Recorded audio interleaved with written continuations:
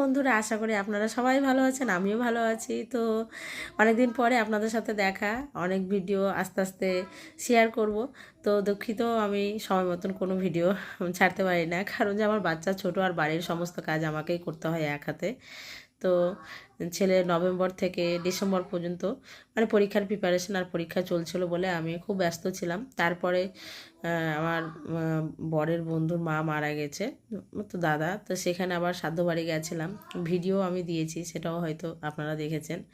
তো সেখানে ওয়েদার চেঞ্জের এক জায়গা থেকে আমরা অন্য জায়গায় গেছি, তো ওখানে একটু ঠান্ডাটা বেশি ছিল, তাই আমাকে প্রচুর পরিমাণে ঠান্ডা লেগে গেছে, গলা বসে গেছে, মানে কী বলো, গলা ব্যথা আর সর্দিও লেগে গেছে। তারপরে ওখান থেকে এসে একটা বিয়েবাড়ি অ্যাটেন্ড করলাম, সেই ভিডিওটাও আপনারা নিশ্চয়ই দেখেছেন।